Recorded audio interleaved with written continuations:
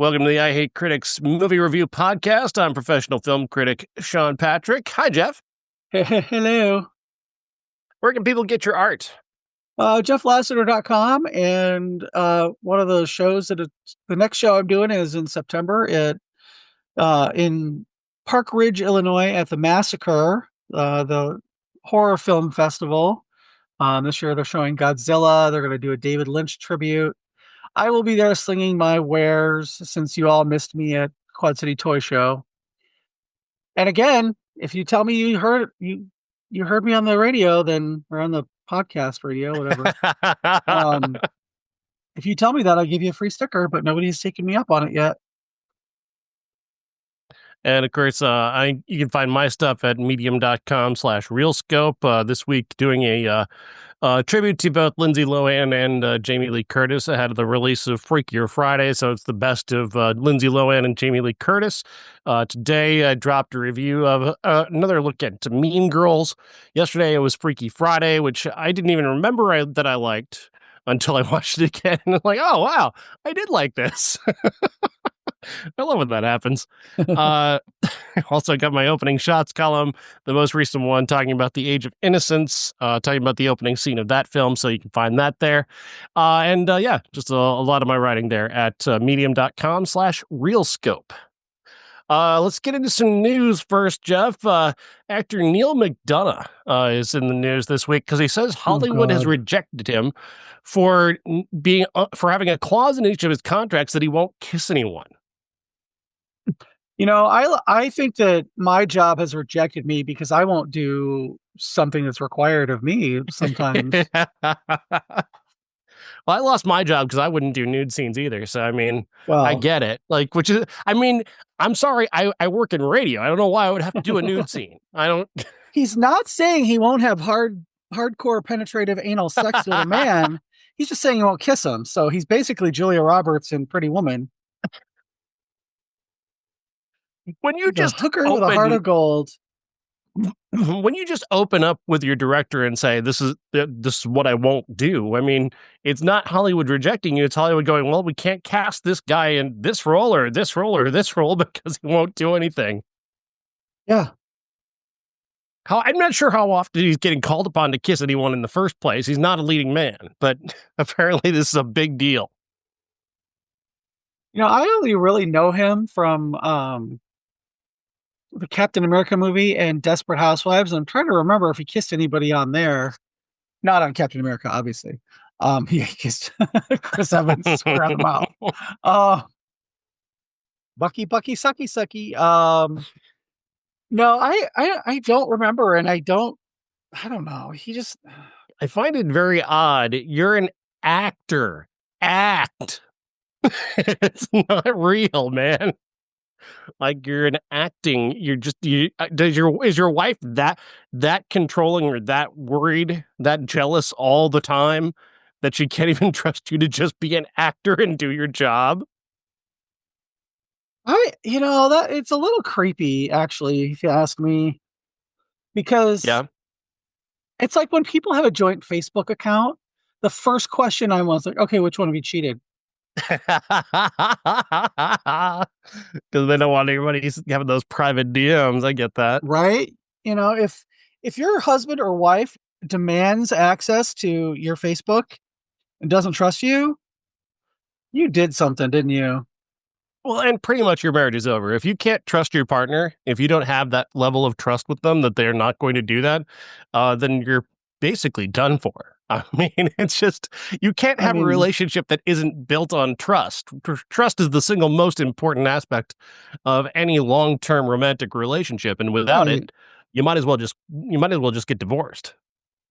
I mean, if my partner said, I don't trust you, so let's get a joint Facebook account, I'd be like, you don't trust me, so let's get a divorce. Exactly.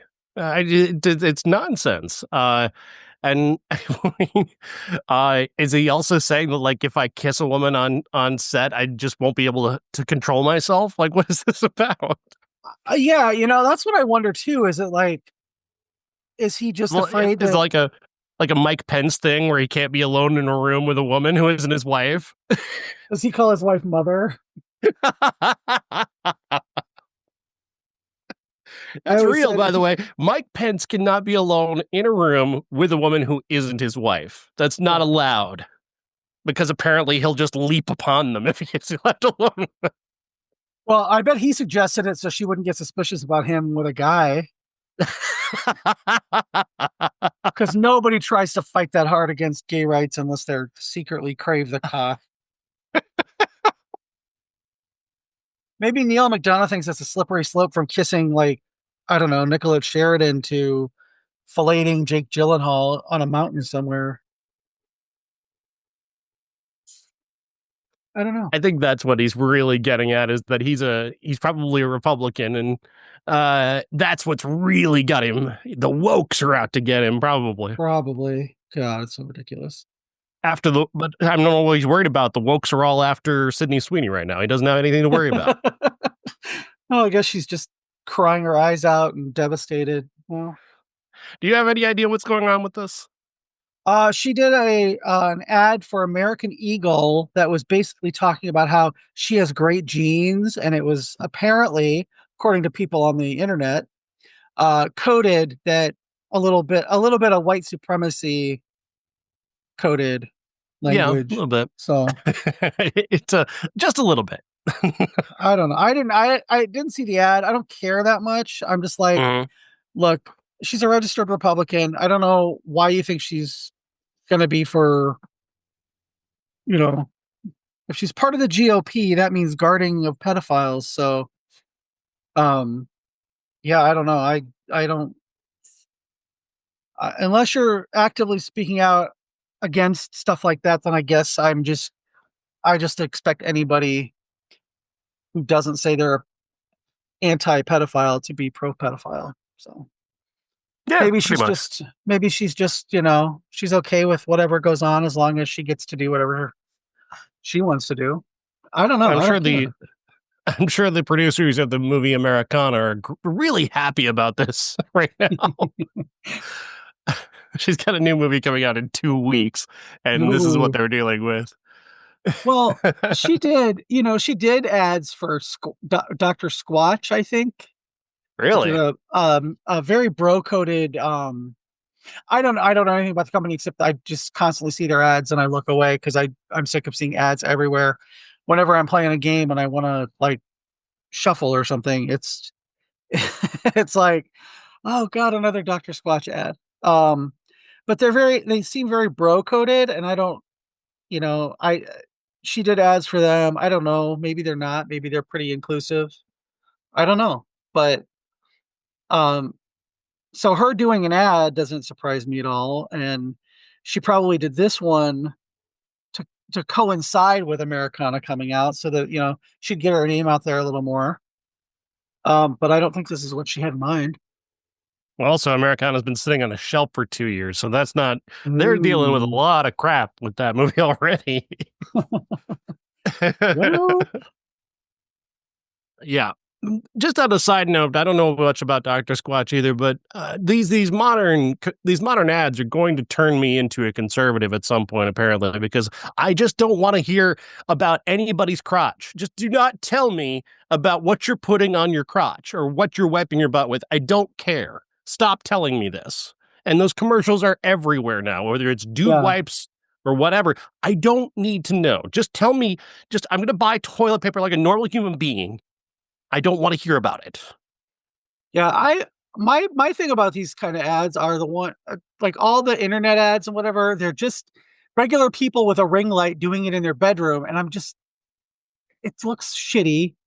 It is shitty. You're taking jobs away from actual actors.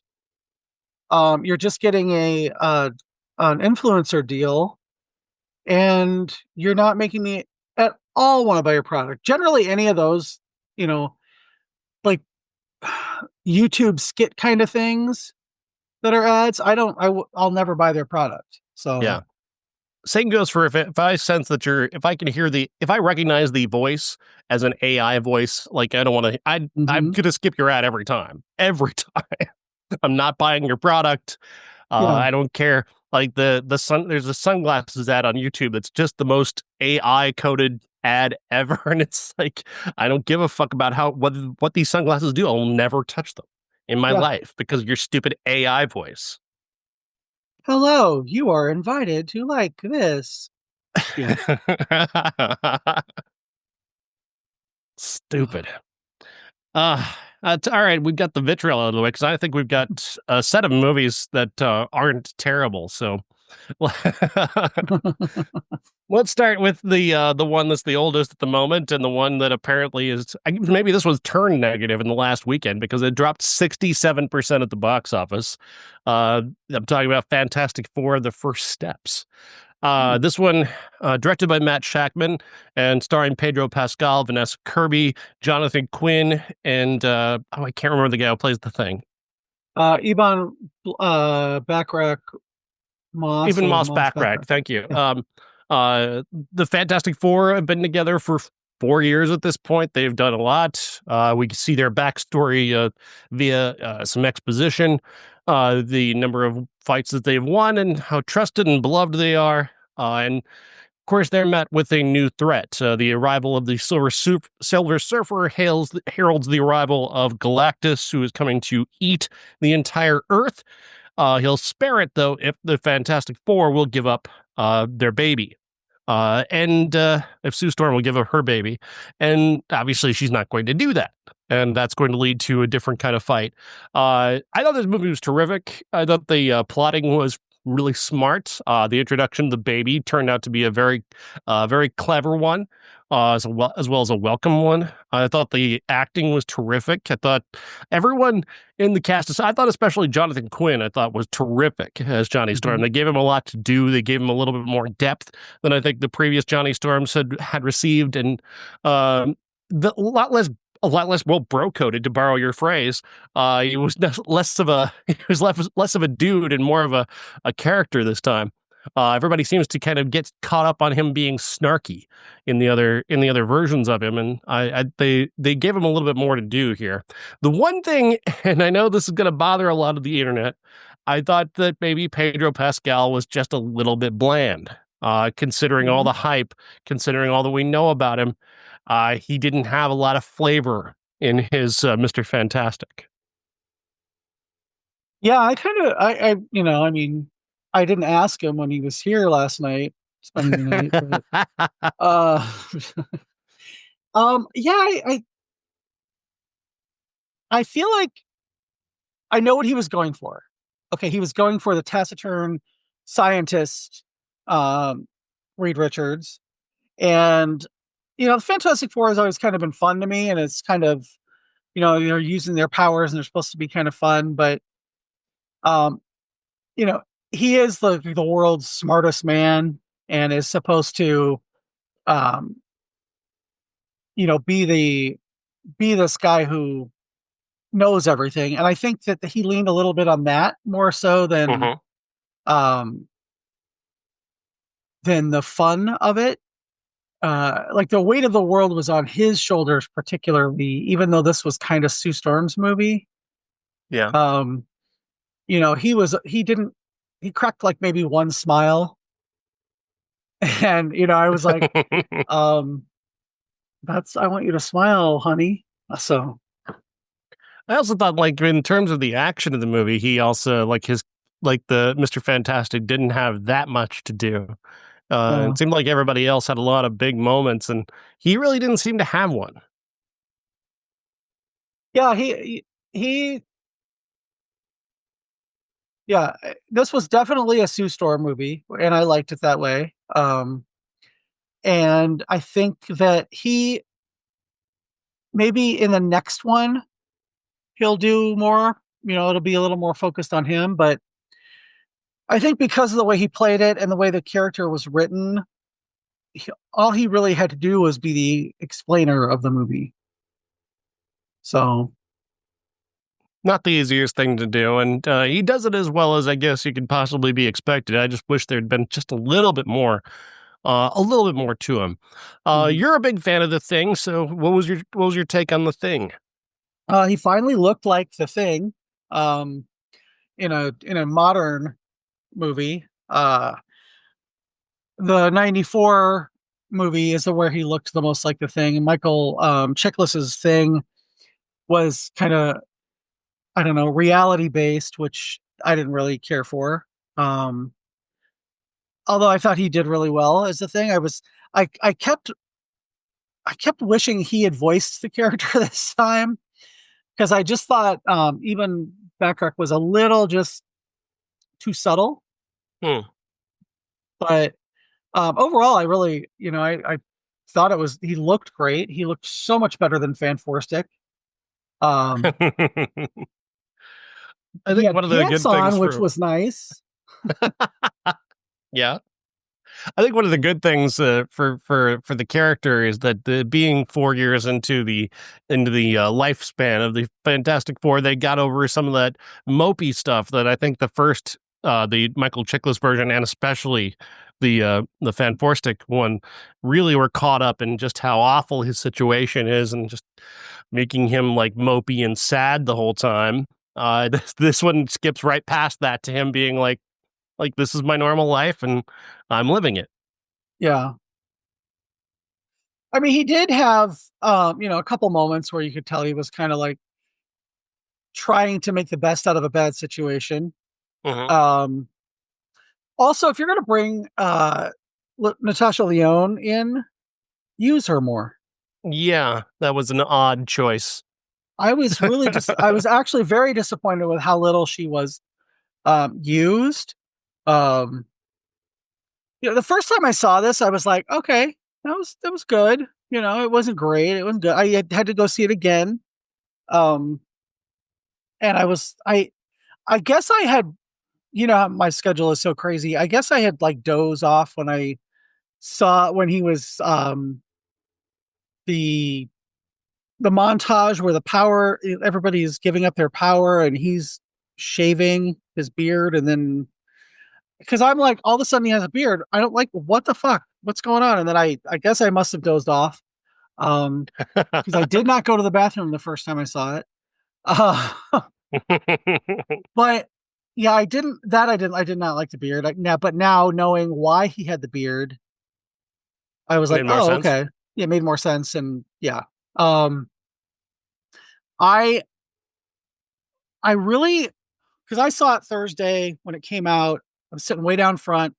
Um there was a guy and his son who I recognized from shopping at my store occasionally when I used to work in afternoons. Um and they were there. They seemed to be really enjoying it. And I I at the first time I saw it, I was like, I don't know what I expected, but I wanted a little bit more. But the second time I saw it, I'm like, you know what? I had to see it when I was fully conscious. Because the second time I saw it, I really, really loved it. I didn't, there was I had very few nitpicks. I did still think that Pedro was um, playing it a little too close to the vest. Mhm. Um, but, Vanessa Kirby, I mean, I don't really know her from very much, but she was great. Just, She's fantastic, and she's been in a number of really, really good movies fairly recently, and especially this Netflix movie that she did that would of course the title would of course escape me, but she was incredible in it, and she's first and foremost a great actress. So that's like kind of in the Rebecca Hall kind of mold, and I think she's phenomenal, and one so thing was that like Julia Garner. she's good too. I'm looking forward to seeing her actual form this weekend, as opposed to the silver. Uh, but just reporters getting a little bit too familiar, like talking about Vanessa Kirby's resting bitch face. Like they asked her about that directly, and she's like, "What are you talking about? Like, how are you that comfortable talking to a stranger?" Exactly. It's such a weird thing, but Did I you guess see that the was clip where it was a meme on the internet, I guess, about her having resting bitch face while she's saving lives. Excuse her for concentrating on trying to use her powers. did you see the clip on the junket where one of the interviewers was telling how great and cunty she was, and Pedro had to explain what cunty meant and how it was a compliment. That was amazing. Wow. Again, just getting a little bit too comfortable, guys. Just dial it back. Dial it back a little bit. Everybody wants to make their own viral moment during a fucking press conference now, and it's like, just don't. Just be professionals, can't you? And maybe that day and age is over. Everybody's an influencer now.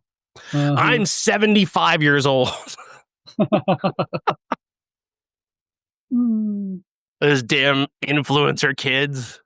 right? Get off my lawn. Ugh. No, I really did enjoy it, especially the second time. Yeah. Um, I I would I will definitely be seeing it again. Hmm. I don't know if I'll see it in the theater or wait, but yeah, it was my favorite movie the last 2 weeks. Really? Yeah. Interesting. Well, then that leads me to a very interesting conversation about a movie called Together, directed by Michael Shanks and starring Dave Franco and Allison Brie. One that I think both of us would be expected to call the best movie of the last 2 weeks, because that's would seem to be in our wheelhouse in terms of horror and body horror and the way that horror movies influence other horror movies. And the story here is about a couple who are in an odd place. She's just got a job somewhere upstate. He's going to go with her, even though he doesn't really kind of want to go because he's a struggling musician and kind of be better off in a city where he could play regularly. But he goes along with it. He almost fucks up their entire relationship by not recognizing that she's asking him to marry her. Um, but yeah, other than that, like they're just very, very troubled early on. So they try and rebuild things in this new place, this cabin in the woods that they're living in. They end up going for a hike. They fall in a hole and they drink some water that they really, really shouldn't have. And it leads to them beginning to fuse together, literally fuse together their humanity and trying to fight that by cutting parts of themselves off. Again, interesting idea, but I couldn't escape this one thing. For you, I'm familiar with the concept of codependency. I've never been myself in a codependent relationship that I'm aware of, but I I just remember from hearing about it throughout my life that a codependent relationship is not a good thing. And this movie seems to treat codependency like it's just true love in disguise. And I'm like, wait a minute, hang on a second. Because I don't think that's true. I don't see how no, that's not a good message, guys. Um, I do think the movie is well directed. I do think the body horror stuff is effective. I like the sound design. I didn't think it was nearly as excitingly disgusting and horrifying as The Substance, which I like. A lot of people wanted to compare it to that. I don't see that comparison necessarily. I think The Substance is a whole other animal in terms of body horror.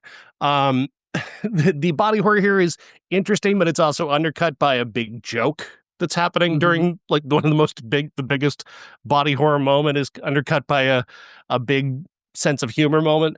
Um, and apparently there are people who are saying this was stolen, by the way. Have you heard Yeah, this? there's a lawsuit, that there's a movie called Better Half that came out in 2023 that, allegedly the script was pitched to Mhm. Dave Franco and Allison Brie in 2020. Hmm. Um, that's kind of the, like, 5-second thing, but apparently it was pitched to their agent and has a lot of the similarities. Um, I guess in Better Half, this couple has sex and they're fused at the hips or something. That's like I don't know. I haven't seen it, so I can't say Mhm. how much it influenced Together. Um, but that's all I know about it. I think that one thing that I've because of music, um, and how some songs are just similar, because there's only so much you can do with a drum and a guitar. There's Right. just so things are going to be similar. The fact that this comes out 2 years after this other one, and allegedly they saw the script. I don't have any idea if they did or not. Now the agent is saying that the treatment that he was working on was in 2019, so before Hmm. he saw this other script. But why wouldn't you say, hey, this, I'm working on something similar, just FYI. Um, so I don't know. That was one of the things that I heard about just as I was going to see it. Hmm. So in the back of my head, I think that's one of the things that was keeping me from loving it. That and Dave Franco. Um, Wow, really? What's wrong with well, Dave Franco? I just don't think he's the greatest actor. Hmm. Um, and then there was one other thing that soured me just a little bit, not enough to dislike it because I really did like it, but that very last shot of the movie Yeah. was completely unnecessary. Really? You think I, so? oh, absolutely. I feel like it should have been left up to your imagination, Hmm. and it would have made it like I'm one of those ones who, yeah, I don't care if you show me something, but with that movie, all I was hoping was that the parents, they would open the door, the parents would just have this look on their face of horror or something. And I could have imagined like a monster or Elizabeth, or the monster from the Substance or something. Elizabeth Elizabeth Sue, yeah. yeah. I could have, that I think that was what kept it for me from being great, like being my favorite movie of the week. Hmm. um just that little, it just was like, oh man, all the, as I was talking about it with people over the weekend, I was just like, that was the one thing that kept me from, at the end of it, was like, oh, they shouldn't have showed that, they shouldn't have showed it. um yeah, I that was, but I mean, Alison Brie is so good, and she plays wounded better than anybody I've ever met or seen. Hmm. um she's one of those people that can, like, she can play wounded, and then you just see her whole physicality change when she's trying to make it okay for the other person who has done something to her. Yeah. And I really, really liked that about her in this movie, because she's trying to make it okay for Dave Franco, and he's just kind of in his own, little world. Um, and I there just a couple scenes where I felt like just off screen, the director's going, in his ear piece, come on, you're supposed to be doing this. And then it just like hits him. That's, I don't think he's great in this. And that was one of the other things that kind of just kept it from being my favorite movie of the week. What did you Still think of the very good. codependency message? What did you think of the codependency message? um, I felt that it was kind of a little too subtle in some spots and a little heavy handed in others. Um, that she's making excuses for him to her friend and to the neighbor, and like at the school when they go in and do it in the little boy's bathroom, creepy. I just, I felt like where she's talking to Timu Donald Logue, um and she's just kind of like, well, it's fine, I'm fine, everything's fine. And he knows something's going on, and he knows what's going on just in general. Right. So, um, yeah, I think it was not. I've seen better codependent relationship. I mean, better portrayed codependent relationships. Hmm. You know what I mean? I think it could have been a little more straightforward, but not hitting you over the head with it like it was in some spots. So, I just wish somebody would point it out that codependency is a bad thing.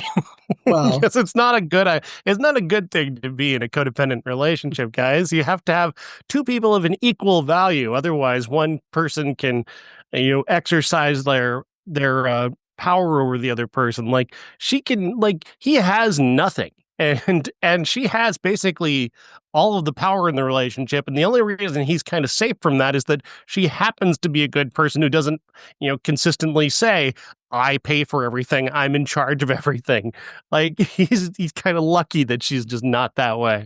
Whereas in most codependent relationships, if one person makes all the money, if it's a again when you lean into the sort of abusive aspect of that, they're basically saying you can never leave me because I pay for everything. Yeah. Well, and I feel And like in ugh, codependent ugh, relationships, the person who has the power can never not hold that over the other person's head. mhm. And she did that a couple times, and I was just kind of like, I she's also a people pleaser in a codependent relationship, so that's a whole other can of worms.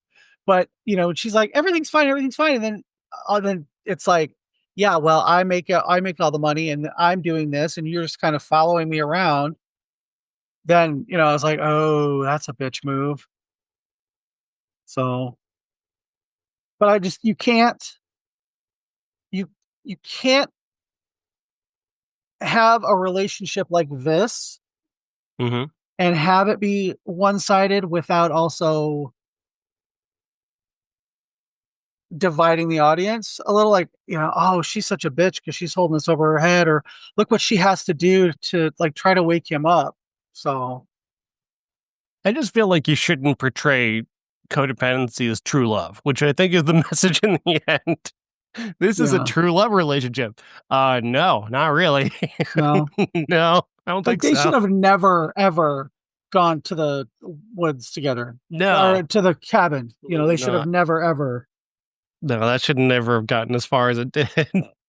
Uh, what I did, let's talk just to talk about things that I liked. I liked his backstory. I was really impressed with the visual of him finding his parents and seeing that in his Mhm. nightmare. I Yeah. thought that it brought back some horrific midsummer memories Yep. That's what I when thought uh, about too. when Ari Aster takes us into the room where her parents are and her sister is, and it's like, oh God, Well, and the Rat King, mm. Good that foreshadowing. Nice piece of yeah, foreshadowing. that was like, ooh. That was very clever. And that look on his mom's face as she's laying in the bed was like, "Fuck yes, that is Mhm. terrifying." I could see why that would ruin anyone's life for a while. We also don't even know what happened to his mom. Is she dead? Like he doesn't Yeah, even that's what I say. was wondering. Like whatever happened to her? Is she all right? Did she kill herself? What happened? Like they don't even wrap that up. Yeah. She's got to be in a mental ward somewhere, if not dead. Yeah, I just assumed that she died because otherwise he he would totally be taking care of her, I would assume. You would think, because like she was alive when he found her. That was the whole point, is that she's Yeah. still alive and laying there next to her dead husband. Ah. Which, again, also hints at the level of codependence between his parents, which again is a nice bit of, layering and foreshadowing. I just wish that Yeah. this had a little bit more depth to it. I think they really wanted to get to the body horror. They really wanted to get to those scenes because they knew they had, some very strong visual elements. And I just don't think they quite took the time to develop kind of the the perspective that's lacking here that leads people to go, they're saying codependency is a good thing.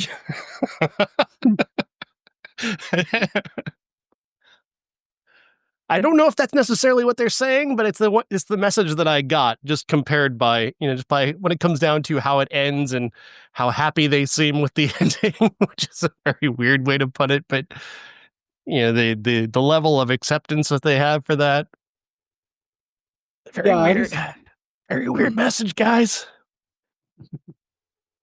yeah, it just uh the fact that they never should have been in this position in the first place. They should have probably broken up 2 years before this movie starts.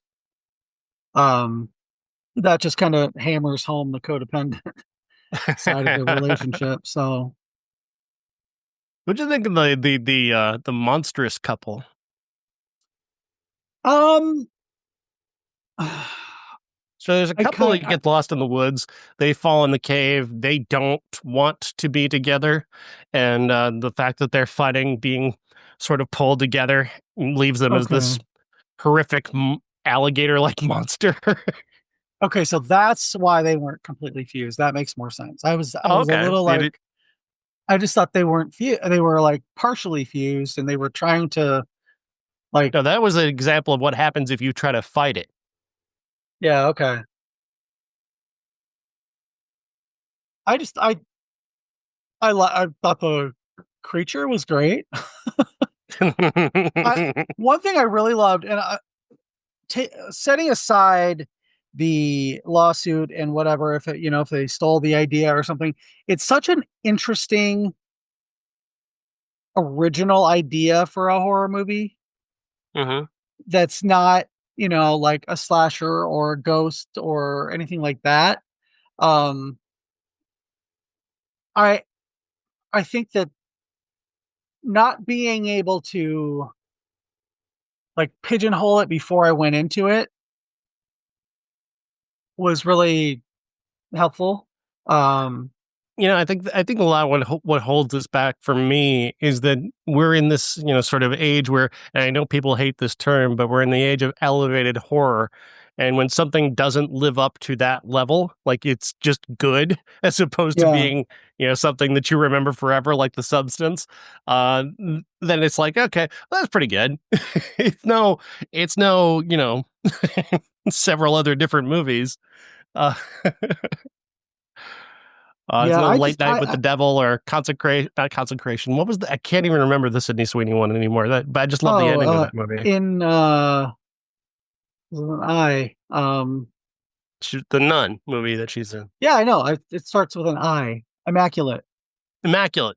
Great fucking Yeah. movie. Great fucking ending. Hmm. I say that regardless of what I know about her now. Allegedly know about her. She's not really talking, so good for her. Uh, but No. that was still a great movie. And like I said, if a movie doesn't quite reach that level of elevated horror and it's just kind of that's pretty good, it does feel like a kind of a disappointment almost. Hmm. Yeah, I mean, overall, I really did like the movie. I thought that there were a few little things, and mostly the very last shot. So I liked The Last Shot. It reminded me again of another one of these elevated horror movies where I'm like, show me the fucking monster. Show it to me. I need to see it. I needed to see it. I wanted it so badly. And while I wasn't blown away by the visual, I was also kind of thinking about what is this person's path forward? Like she could probably pass as herself still and in this I frame. I legit thought it was Elliot Page. Legitimately thought, is that Elliot Page? And they cut away so quickly. I was like, I had to look at the cast. And I'm like, no, okay, it wasn't. So Yeah, I wanted to see it and I wasn't blown away by what I saw, but it didn't hurt anything for me either. yeah, I just think that, like I said, it was really good. Just a couple little things for me kept it from being great. I You know don't what? know if it'll make my top 10 or not.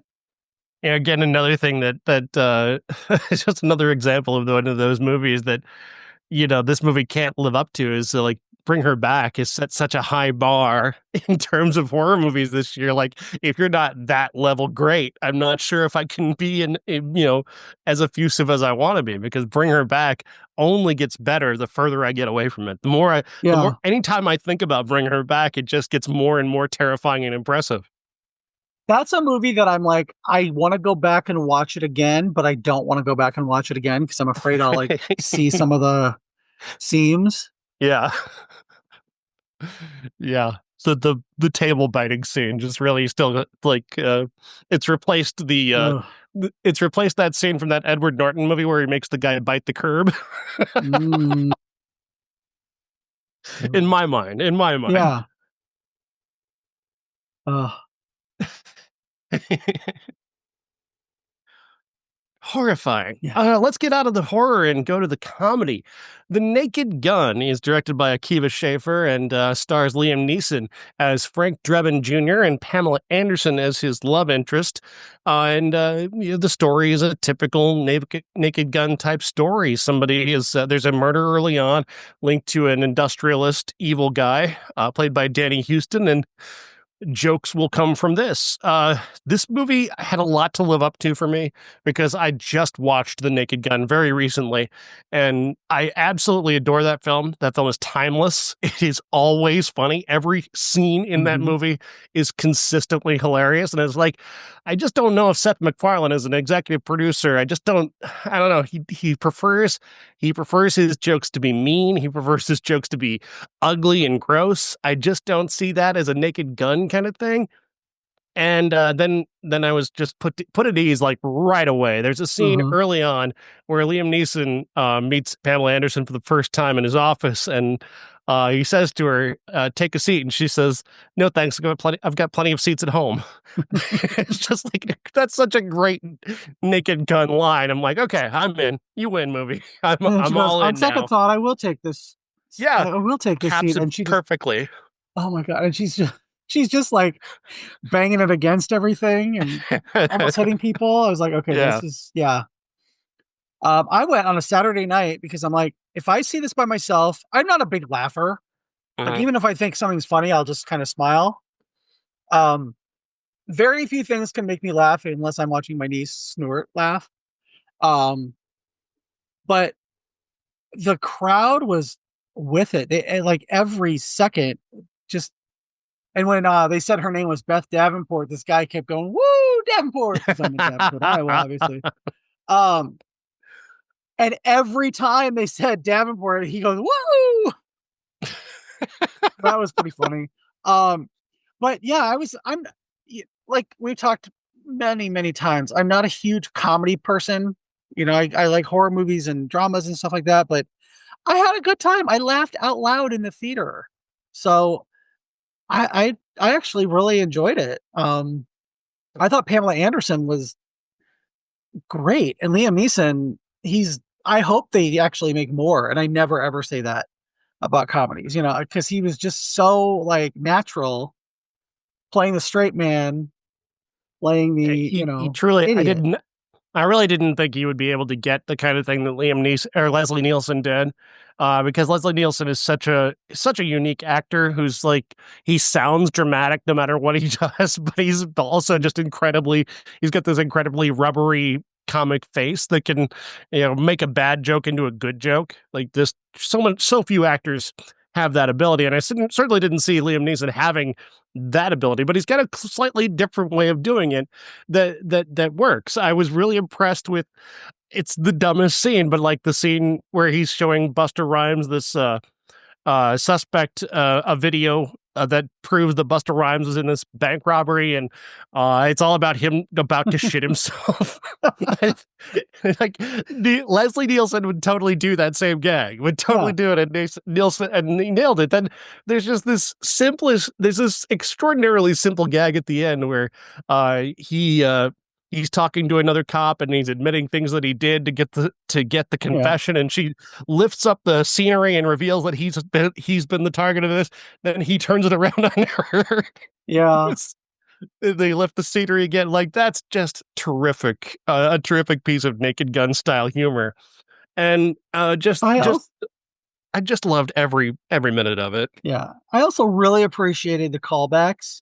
Um, the scene where he is he's letting the self-driving car take over, and it goes basically does the opening to the Police Squad Yeah. TV show like shot for shot, and I was like, "Oh, I appreciate that." When he goes into the Bengal Club, there's a stuffed beaver Ah, on the nice. table. I was like, "Oh, okay, yeah. Okay, that's a nice little callback." and it's subtle. Like I didn't even pick up on that. I didn't even Oh, see you it. didn't? Oh, it No, was no, I like didn't. I totally missed that. But that's the way that that these type of throwbacks to the old movie should be, instead of constantly referencing it. right. Or like the sort of Leslie Nielsen cameo, Frank Drebin cameo, where he's an owl instead of a person. I thought that was hysterical. I could not Right. believe how brilliantly hysterical that was. And then the quote, and I actually like I had to look this up because it was really it. This is one of my favorite. Um, when Frank goes, "Excuse the mess," he takes Beth Davenport back to his apartment. I haven't had the heart to clean since she died. My condolences. How did she pass? Great, 50 yards easy, armed like a cannon, and then she died. She was the sweetest woman I've ever known. She sounds like a saint, or maybe a Bronco or a 49er. We would have been happy with any team, really. Anybody but the Browns.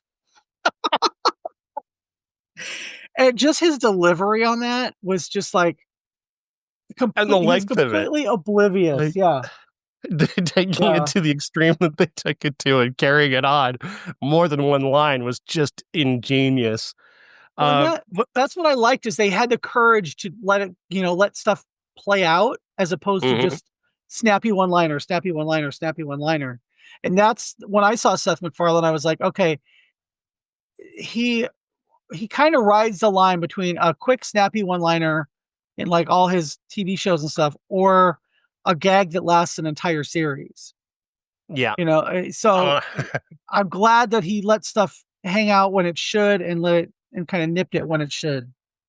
I'm So glad most of his style of humor wasn't in the movie, honestly. I love Family yeah. Guy. The early seasons of Family Guy are very funny, and I do like Ted. I like his sense of humor, but it's not the Naked Gun what he Uh-huh. does, and he showed that. Like he made a movie called A Million Ways to Die in the West with Liam Neeson and Charlize Theron, and that movie's just gross and disgusting, and just doing like just ugly, some of the ugliest humor you've ever seen, Yeah.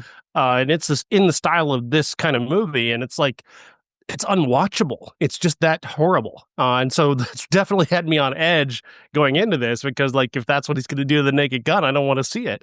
And thankfully, I think Akiva Schaffer is kind of perfect for this. The Lonely Island is kind of a little bit more in the vein of a Naked Gun. I get that. So he really seems to have grabbed hold of this and grabbed the tone of it.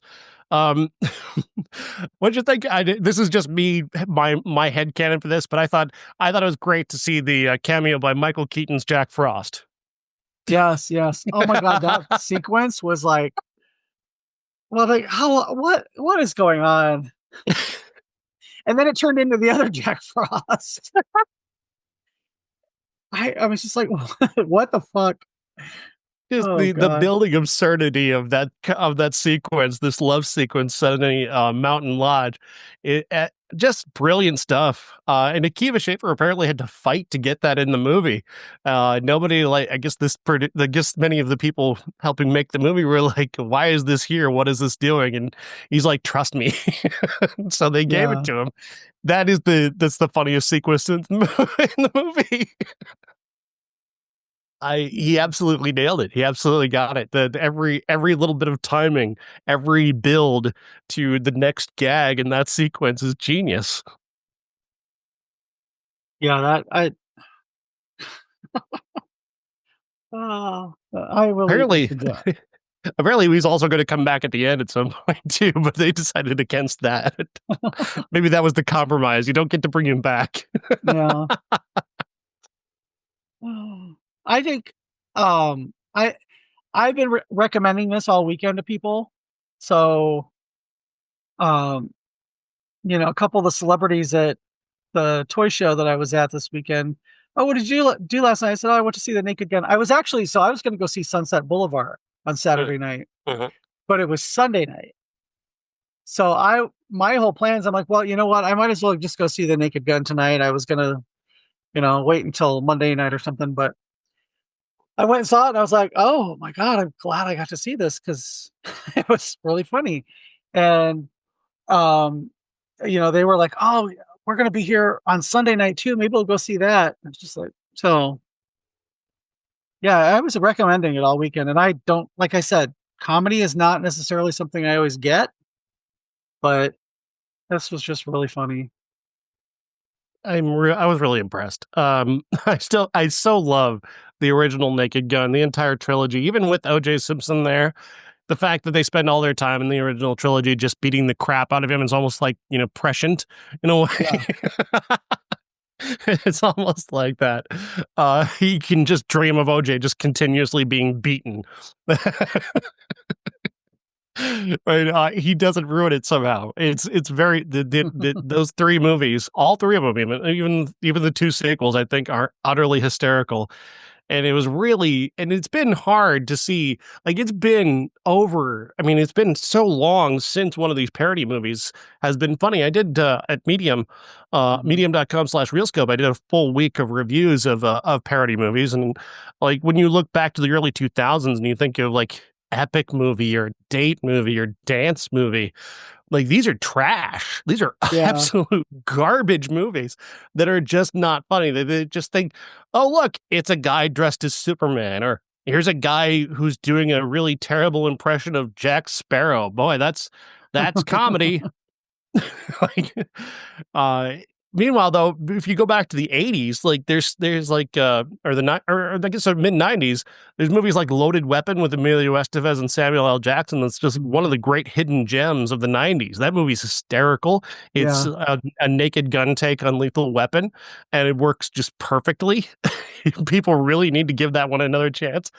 And one that's entirely forgotten is called Fatal Instinct, directed by Carl Reiner and Oh starring God, Amanda yeah. Sante and Sean Young. That movie is fucking hysterical, beginning to end. That I movie have to is watch that one great. again. I cannot. That Fatal Instinct is so funny, and like, it bombed at the time. It got terrible reviews. We brought it back for the '93 podcast, and we were all just blown away. Parody movies just won the entire '93 '94 era with that, and with Men in Tights, Robin Hood Men in Tights. Mhm. I, yeah, these movies used to be really good. When you going all the way back to Airplane and Airplane 2, they used to make these really well, and they just haven't made them very well in a very long time. So there was a lot going against Naked Gun, is what my point is. Yeah. Yeah, I don't think anybody does parodies better than the Naked Gun movies, Airplane, especially the first one. Um, but like Fatal Instinct, I remember really liking that when it came out. This one is really far up there though. Um, the scene where he's yelling at her for erasing all his Buffy episodes, and he's like, and when Willow meets her doppelganger, I was just like, yes, that's my favorite one. The level of detail too, that the fact that it happened because she plugged his TiVo into the internet. Yeah. Like, the level of detail and commitment to that bit is just what makes it brilliant. Like, you could stop at a certain point of just saying, "Oh, all my Buffy episodes are gone," but no, they had every little detail as to what took Oh yeah, place, yeah. and that absurdity is just building upon building. So smart, so And he's just smart. like, just stand there. He's like, I gotta see if my Buffy episodes are there. And she's like, but I just stand there. I'm like, okay. And then he's just scrolling, like it's just Like that classic TiVo sound that has been heard in 20 years. mhm. Boop, boop, boop, boop. Loved that. God, I love Yeah. that so much. All right, Jeff. Well, that's all of our new movies for this week. Next week, of course, we've got Freakier Friday with Jamie Lee Curtis and Lindsay Lohan, and Weapons. And Weapons is is very intriguing. It's from the director of Barbarian, Zach Kreger, and they're doing that thing where they're trying not to tell anybody what it's about. They're very specific about not telling anybody what it's about, and I think that's been an impressive way of going about things. Yeah, I'm looking forward to that one. Somebody this weekend at the show kept talking about, "Oh, I saw this trailer for this movie, or I saw a commercial for this movie, and I don't know if I want to see it." And um no, you know who it was? Paige. She on the ride back from O'Hare. I saw this commercial for this movie, and I was like, I don't know what you're talking about. So yeah, I had to Uh, look that up, and Jeff's talking about his new best friend, Paige Oh, Turco. oh, let's not go there. She's very nice. She's very nice. If I if I if I if she was here and I introduced you to her, I would say this is my friend Paige, and she would go, "Oh." But yeah, so I'm really looking forward to that. I'm also looking forward to um, not having to work hopefully on Monday, so I can squeeze all my movies in because I'll be out of town. Mm. I am surprisingly not. I'm not like loathing the idea of Freakier Friday. I watched Freaky Friday. I wrote about it on Monday, and I did really enjoy it. I was surprised how much I really enjoyed it. I don't know if they'll necessarily like be able to recapture that with the sort of modern kind of humor that they have to infuse it with now, but maybe. Maybe it's certainly more possible to me now than it was before when I'd completely forgotten whether or not Freaky Friday was any good. I'm glad that they did resurrect the corpse of Chad Michael Murray for this one. He's got to be loving this. He's been rescued from the likes of like the Left Behind sequels and like that level of movie making. He's got to be very pleased to be in a mainstream film again. Exactly. Good for you, Chad Michael Murray. You hang in there, buddy.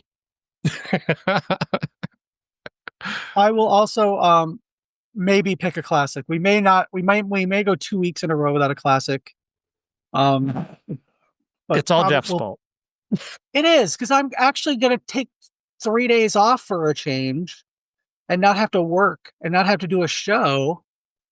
So not this show, like a toy show or an art show or something to do because that's the only time I I was ever the take off reason we work. didn't have a show last week. Yeah. Well, that's the only reason I ever take a weekend off is so that I can go sell my stuff. So that's actually work. So it is super rare for me to not have any work whatsoever Hmm. between my three careers. So Hey, I do 3 too. Oh, wow. There you good go. deal. All right, folks. Thank you very much. Jeff, Have a thank you. great one, everybody.